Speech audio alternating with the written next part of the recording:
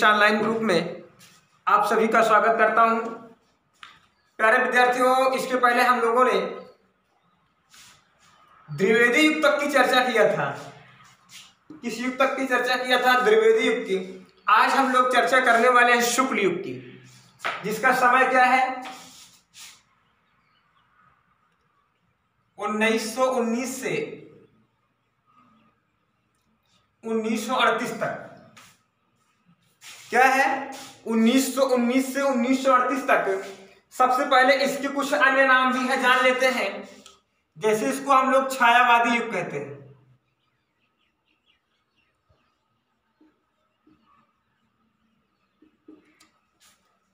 कौन सा युग कहते हैं? छायावादी युग कहते हैं, प्रसाद युग कहते हैं,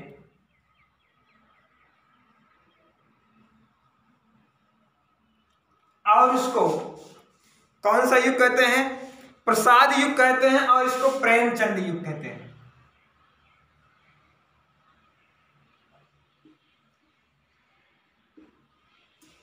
इस युग का नामकरण किसके नाम पर हुआ? आचार्य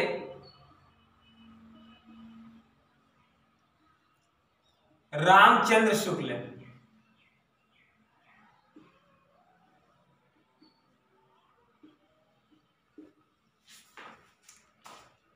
आचार्य रामचंद्र शुक्ल के नाम पर ही इस युग का नाम आचार्य शुक्ल युग पड़ा। इसके कुछ अन्य नाम मैंने लिखे हैं, जैसे छायावादी युग, प्रसाद युग, उसके बाद प्रेमचंद युग। देखिए, इस युग की सबसे बड़ी खास बात यह है कि जब सन 1919 में जलियांवाला बाग हत्याकांड हुआ। क्या हुआ? जब सन 1919 में जलियांवाला बाग हत्याकांड हुआ तो हमारे देश के युवाओं में रोष छाया, गुस्सा छाया। उसके बाद तमाम कवियों ने, तमाम लेखकों ने अपनी लेखनी के माध्यम से उनके अंदर की ताकत को, उनके अंदर की साहस को जगाया। और उसके बाद उन्होंने प्रण लिया कि अब हम अंग्रेजों को यहां से क्या करेंगे? पूरी तरीके से हटाएंगे और उनके इस शासन को पूरी तरीके से हम ध्वस्त करेंगे। तमाम तरीके की पत्रिकाएं संपादित हुई, जिससे हमारे समाज में, हमारे देश में एक नई राष्ट्रीय चेतना का उदय हुआ। क्या हुआ? एक नई राष्ट्रीय चेतना का उदय हुआ। तमाम तरीके के वीरों को उत्साहित करने वाले गीत लिखे गए, तमाम तरीके की कहानियां लिखी गई, ताकि वो क्या हो? हमारे देश का युवा जागृत हो, प्रोत्साहित हो।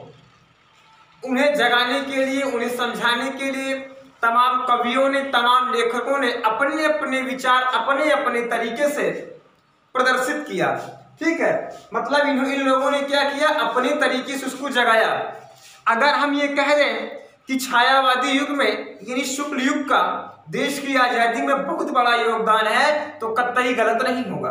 ठीक, अब बात करते हैं इसके। हाँ, और एक चीज ध्यान दीजिएगा कि 1919 से ही इस युग का क्या हुआ? शुभारंभ हुआ। और 1919 में ही जलियांवाला बाग का हत्याकांड हुआ था। जलियांवाला बाग हत्याकांड हुआ था।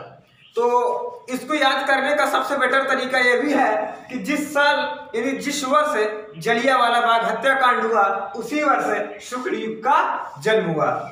शुक्ल युग के सबसे महत्वपूर्ण कवियों में आचार्य रामचंद्र शुक्ल का योगदान सबसे ज्यादा है। इसके अलावा छायावादी युग इसे कहा जाता है। ये प्रसाद युग, यानी जयशंकर प्रसाद है ये। उसके बाद प्रेमचंद युग का मतलब होता है कि ये मुंशी प्रेमचंद है। ठीक है, अब बात आती है कि इन्होंने क्या किया? अपने माध्यम से, अपनी लेखनी के माध्यम से, ना सिर्फ इन लोगों ने, बल्कि ऐसे तमाम लेखकों का नाम, जैसे मान लीजिए कि प्रेमचंद जी थे, एक हरिकृष्ण प्रेमी थे, उसके बाद जयशंकर प्रसाद जी थे, उदय शंकर भट्ट थे, उदय शंकर भट्ट। उसके बाद एक नाम और आता है गोविंद वल्लभ पंत। क्या नाम आता है? गोविंद बल्लभ पंत आता है, जो आपको पता होगा कि उत्तर प्रदेश के सबसे पहले मुख्यमंत्री भी थे।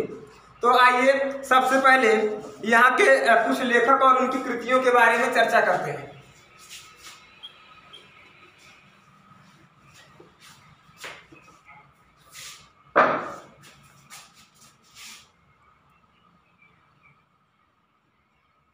लेखक कृतियां। पहले रामचंद्र शुक्ल,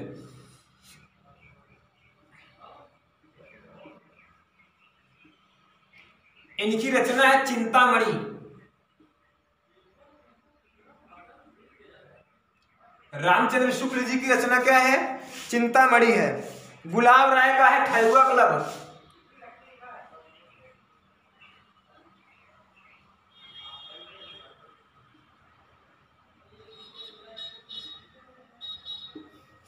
गुलाब राय जी का क्या है?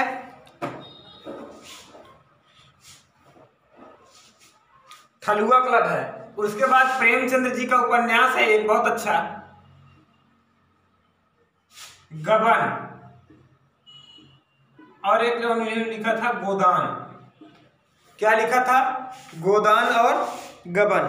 चतुर्थ सेन शास्त्री का है आत्मदाह।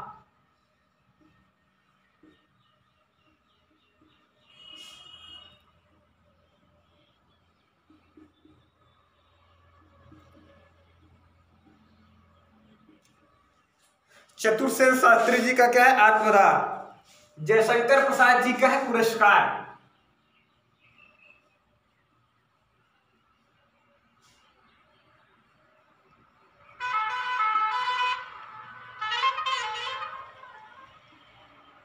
क्या है? जयशंकर प्रसाद जी का क्या है? पुरस्कार है। प्रेमचंद जी का एक और बहुत अच्छी कहानी थी, उसका नाम है पंच परमेश्वर। क्या नाम था? पंच परमेश्वर था। उदय शंकर प्रसाद, हाँ, उसके बाद हरिकृष्ण प्रेमी,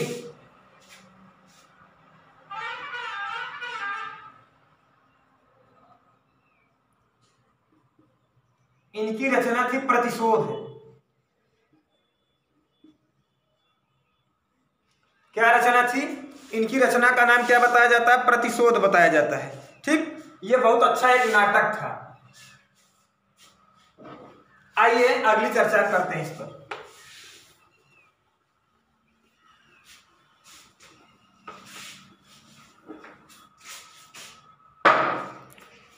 अब इस युग के प्रमुख निबंधकार का नाम जान लेते हैं। निबंधकार कौन कौन थे?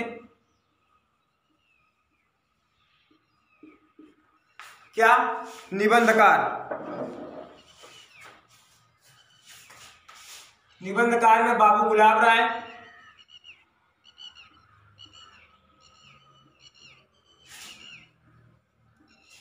जयशंकर प्रसाद,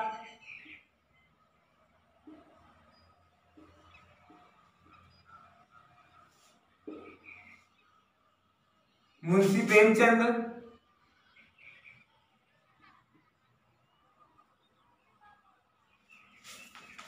क्या नाम था? मुंशी प्रेमचंद। पंत जी, निराला, सूर्यकांत त्रिपाठी निराला, इनको भी छायावादी कवि इन्हीं को कहा जाता था। प्रकृति का सुकुमार कवि इन्हीं का नाम था। प्रकृति का सुकुमार कवि इनका उपनाम था। वियोगी हरि इत्यादि नाम थे। ये क्या है? ये द्विवेदी युग के शुक्ल युग के बहुत अच्छे निबंधकार कहे जाते हैं। डॉक्टर संपूर्णानंद जी का नाम भी इन एक अच्छे निबंधकार के रूप में लिया जाता है। अब आइए हम कुछ प्रमुख एकांकीकार लिख लेते हैं इनके। इस युग के प्रमुख एकांकीकार। एकांकीकार में भुवनेश्वर प्रसाद,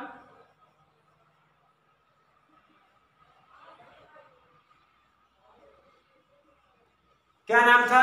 भुवनेश्वर प्रसाद।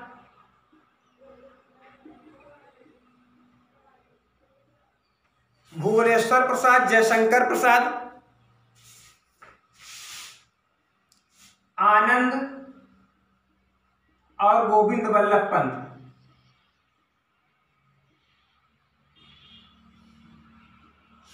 यही उत्तर प्रदेश के सबसे पहले मुख्यमंत्री थे। उसके बाद उपन्यासकार में देख लेते हैं।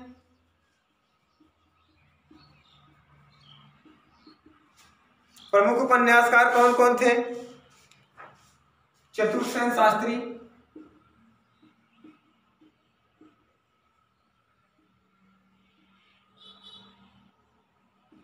प्रेमचंद, भगवती शरण वर्मा,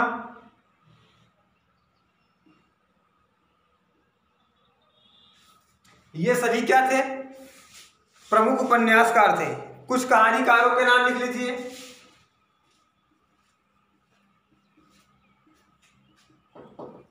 कुछ कहानीकारों के नाम लिख लेते हैं, जैसे प्रेमचंद,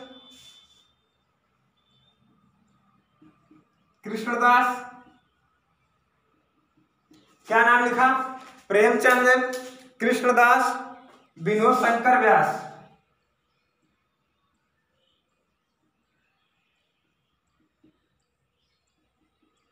यही से ज्यादा क्वेश्चन हमारे एग्जाम में पूछे जा सकते हैं, इनको आप अच्छी तरीके से रख लीजिएगा। अब उसके बाद इसमें जो भी चर्चाएं थी लगभग पूरी हो चुकी हैं। आज के वीडियो लेक्चर में हम लोग बस इतनी ही चर्चा करेंगे। अगर आपको किसी भी प्रकार की समस्या है तो आप हमारे व्हाट्सएप नंबर 8858195865 पर कॉल करके अथवा मैसेज करके समस्या का समाधान प्राप्त कर सकते हैं। Thank you, that's all. Subscribe now and press the bell icon. Never miss an update.